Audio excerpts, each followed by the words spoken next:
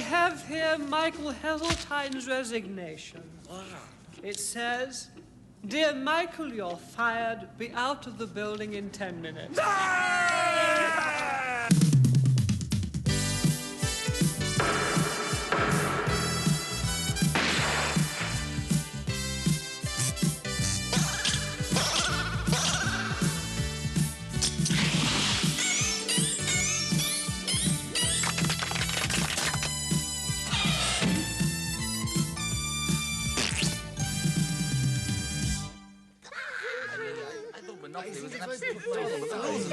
Someone get this boy a job in a factory as soon as possible. You can't understand the simplest game. Merry Christmas, everyone. Look, you stupid cretin, it's Colditz. You're supposed to break out, not tunnel in. Right. I think I've got it now. Check. Stupid boy! Ouch! Check. KV, she's coming. Oh no, Princess Michael. Princess Heinkel, you mean? Philip! She's parking the Panzer now. Shut up, Andy! Philip, get rid of the game. Oh, all right. Right, everyone, act natural, don't panic, and don't mention the war. Don't mention the war. Right.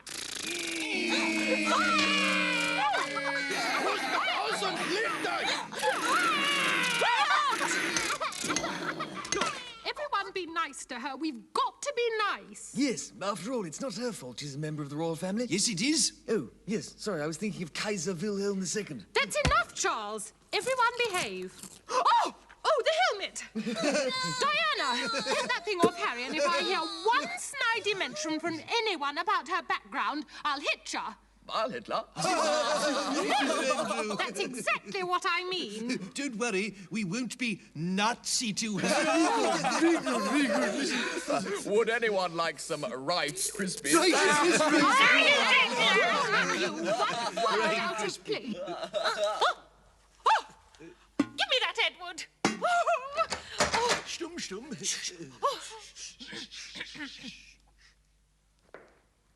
Good morning, everyone. Good morning, Princess Michael. Well, my dear, what's all this I read about you and some Texan millionaire?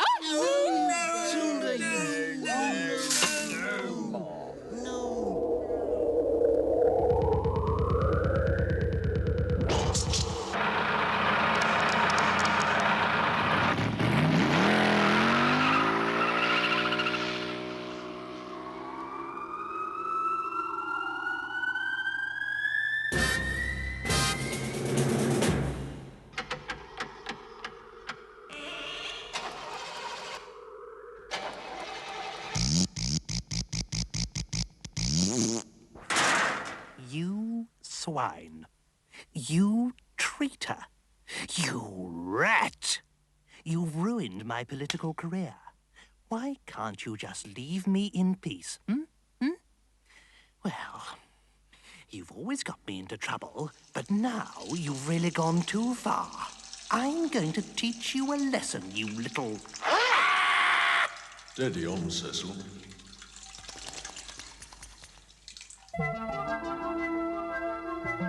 Hi, I'm Maxwell, and a year ago I bought the Daily Mirror. That was about the last time anybody did. Ha ha ha ha ha ha ha! What is it, Dimbleby? Some bad news, sir. We just caught 2 police marksmen playing Russian roulette. So? They shot 14 passers-by. No. The Mirror used to be left on politics. Now it's left on newsstands. Ha ha ha! Ha ha ha! You know my problem? You know what my problem is? My problem is my wife. That's my problem. My wife, she doesn't understand me. Oh, I don't think that's fair, Mr. Hutton. I mean, why single your wife out? You know, a lot of people come up and say, Max, Mr. Maxwell, sir, why have you cut the staff by 1/3? I say to them, it makes sense. I've cut the readership by 1/3.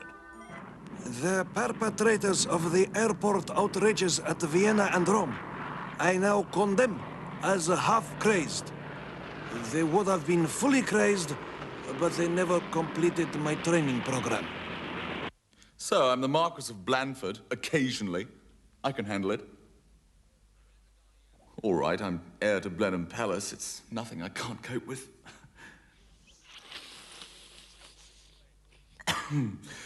So I'm related to Winston Churchill now and then. I'm in control. I could give it up any time I wanted. Couldn't I? The British aristocracy really screws it up.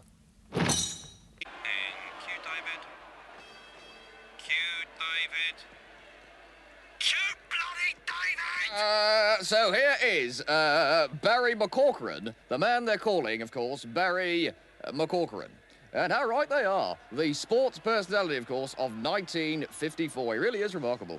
Thank you, David. Now, Barry, can I just say that really was the most extraordinary thing I've ever seen with my own ears. I did my best, David. I expect you're feeling a bit nervous, are you?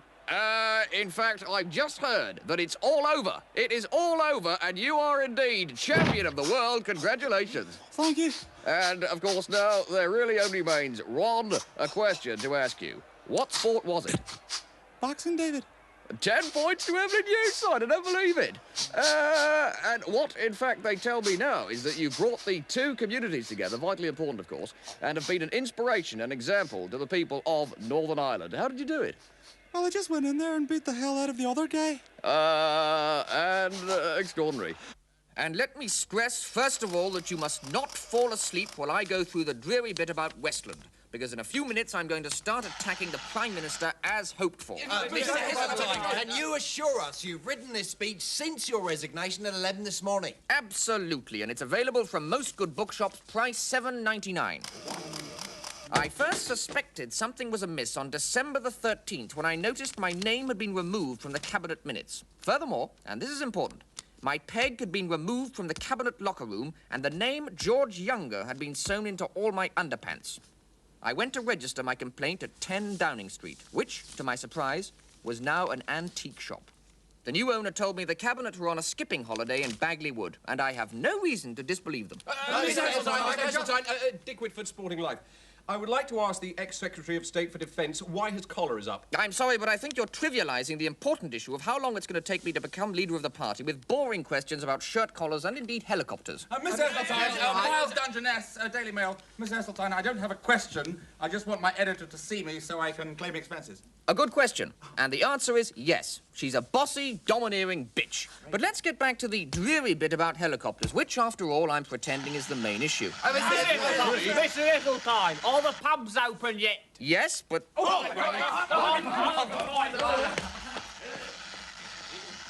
Senator Kennedy. Huh? Do you like the suit? No, but seriously, when you look back over the years and remember your two brothers, Jack and Bobby, you must get very upset, huh? Well, yes, indeed, I do get upset. I mean, how would you feel if you were the only one in your family not to have screwed Marilyn Monroe?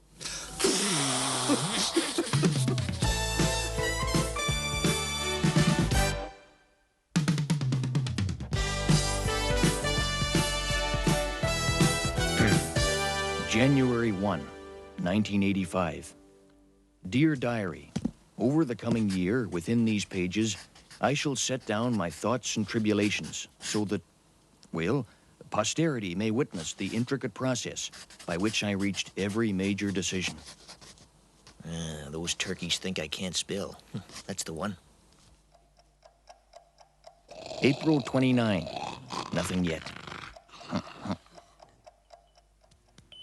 July 12, went into hospital.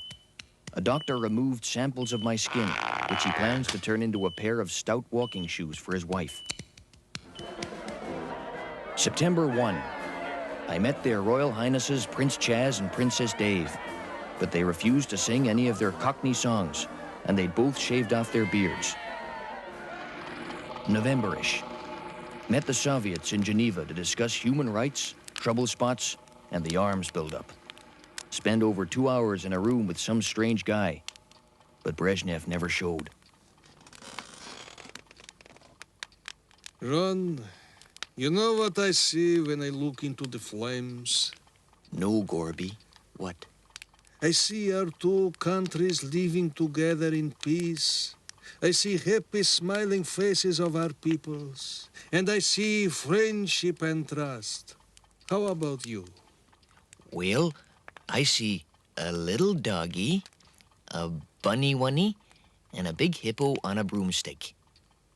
Hell, this is fun. December the 129th. I finally beat Don at Ludo. Mr. President, we have an idea. You are gonna offer to share our Star Wars technology with the Russians. What?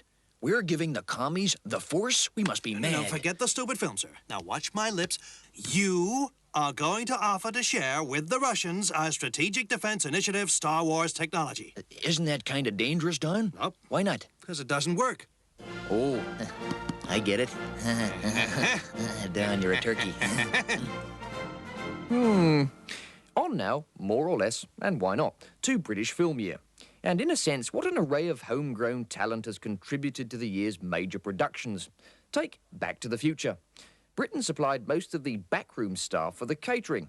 It was a British chef who provided most of the jam for the donuts, which Michael J. Fox enjoyed so much between takes. It was British pastry and the pork pies for Santa Claus the movie.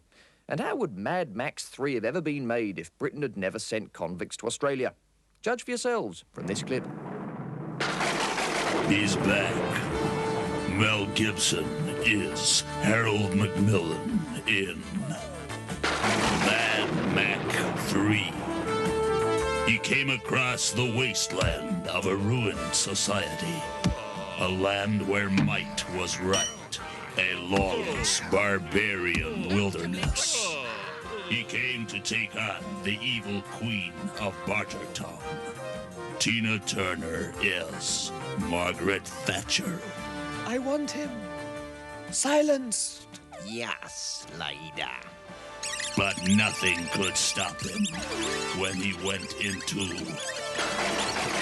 the Thunderdome. You've done it all wrong, Maggie.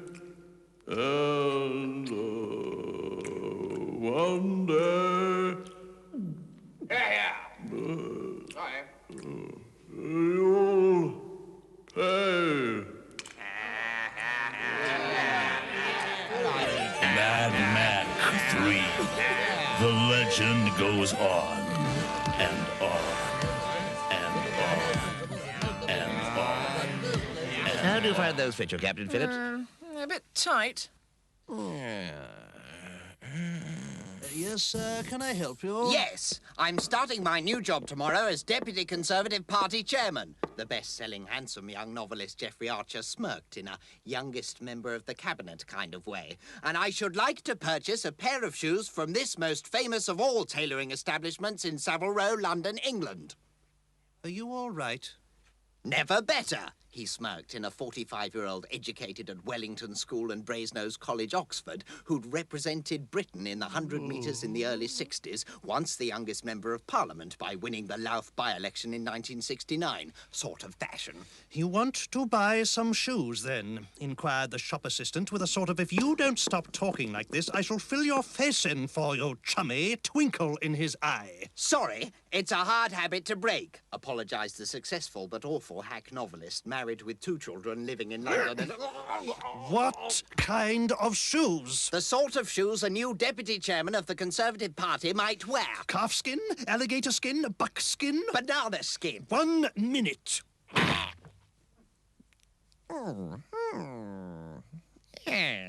How do they feel?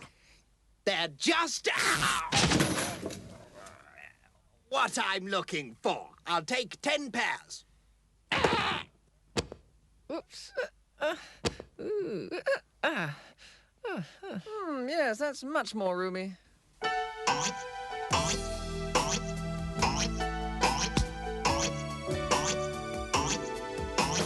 Once in a while comes a call for you and me. It's a call to which we must respond. We may be stars, but we got this too. And there's one thing on which we all agree. We're scared of Bob. We're scared of Geldof. We are the ones who screams at telephone. So let's start singing. The cause is just that cannot be denied. Oh, but does it have to make us so petrified?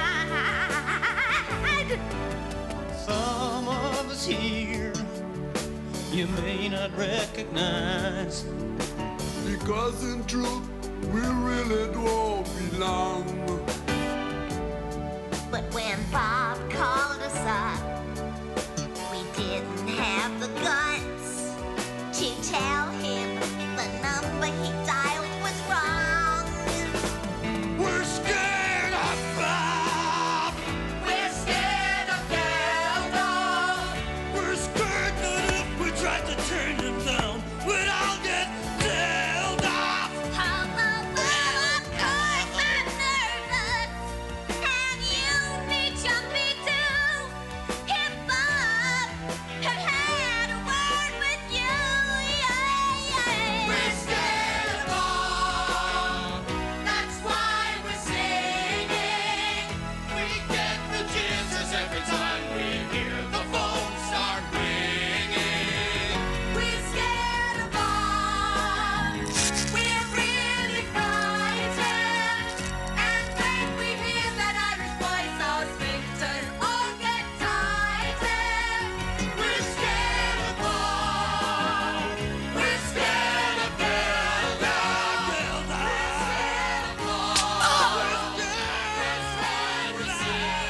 Hold on, leader. Great. I think, gentlemen, that we now have a figure whose name will be on the lips of every man, woman, and child in the country. Who's that? Neil Kinnock, you fool. The man who routed the Red Wreckers! Hurrah! Hurrah! Thank you, Gerald. Thank you, Gerald. Don't overdo it. I just felt it was time to stand up and say that there is no room for militant in a party that is going to win the next election. Militants aren't in the Conservative Party. No, Roy. What I'm saying is that no one is going to vote for us so long as Hatton, Ben, and Scargill are in this party. So there's only one thing to do. Find another job. No, Roy. What I mean is that we've got to get rid of all those people who are going to be a liability at the next election. Oh, all right then. Goodbye, Neil. Okie dokie, Neil. Bye-bye, Neil. Good evening.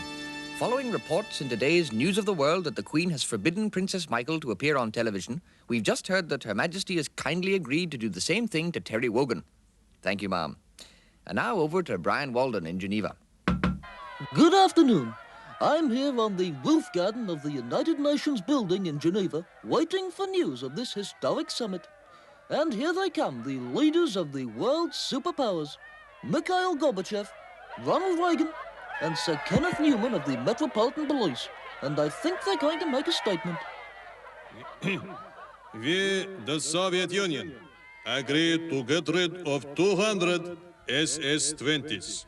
We, the United States, agree to get rid of 200 ICBMs. And we, the Metropolitan Police, say thank you very much. They'll come in jolly handy. Sir John Gielgud's Spurt Recorder. And this week, Sir John Gielgud's Spurt Recorder is occupied by Sir Alec Guinness. The owl and the pussycat went to sea in a beautiful Greenpeace boat. They sailed away for a year and a day before being blown out of the water by the French Secret Service.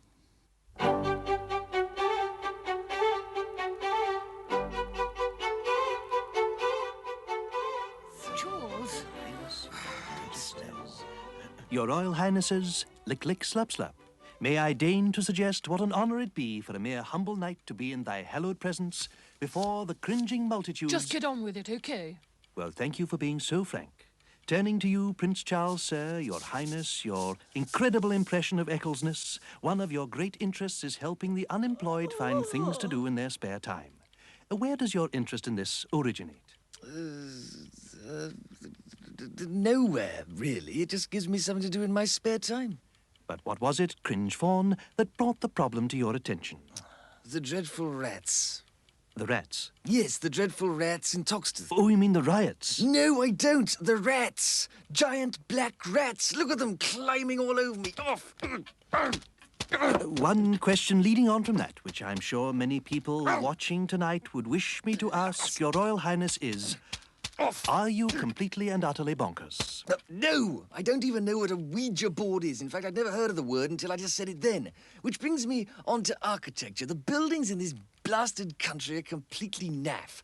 And what I can say Turning at this stage simperingly to you now, Princess Diana, you gorgeous bit of stuff, you royal send her victorious, happy and gloriousness. Have you in any way altered your husband's image? Not really. Well, I've changed your tie, perhaps. The shoes? You've changed the shoes? I just don't like hush puppies, that's all. Not for the state opening of Parliament. Your peeping coyly from under your fringeness, your princessesness. Would it be perhaps impertinent of me even to mention the events leading up to your secret nose job while you were in hospital, having, if I may use that word, Prince Harry? Look, I haven't had plastic surgery. It was just a complicated birth, OK, and my nose changed shape. Well, thank you, Your Highnesses, final crawl, for graciously allowing me, a mere insect, to soil your presence by breathing the same air which you yourselves have only recently finished with. And now we close a perfect evening's royal bootlicking with a final glimpse of the lovely princes. The princes on the pianoforte, acting naturally as any child might, while some sycophantic old fawning coot drones on quite shamelessly. And what a wonderful ringing sound the name Sir Lord Alistair Burnett of News would have, I think. I, of course, am already a knight of the realm, unlike some other people I could mention who've been so cruelly omitted from the New Year's honours list. Namely that poor, scruffy, hobbledy-hoy figure who's done so much for charity. I refer, of course, to Donald Sinden, who, if he were here tonight, would, I'm sure, be queuing behind me to polish the pianoforte with his pimpernel. There now follows a partly political broadcast on behalf of the Social Democratic Party. Oh, look, it's that funny man on telly again. Yes, telly, yes. I know, the tall, Yes. silly one. That's yes. it, yes. Isn't he funny? Funny, yes. Oh, he's a real laugh. Oh, yes. He was big 10 years ago, wasn't he? Yes, I 10 remember. years. Yes, he used to do that ministry Ministry, thing. yes. With all that other lot. The other lot, yes. Oh, he's great. A real comedian. Yeah, comedian. Yes. And now he's doing stuff for the SPD. SPD, Oh, yes. yes. What's his name again? Oh, what's his name? David Owen. Oh, David Owen, yes. David Yes. I mean, it's daft. Next thing you know, they'll have that Basil Fawlty on the South Bank show. Oh, they'll never do that. No.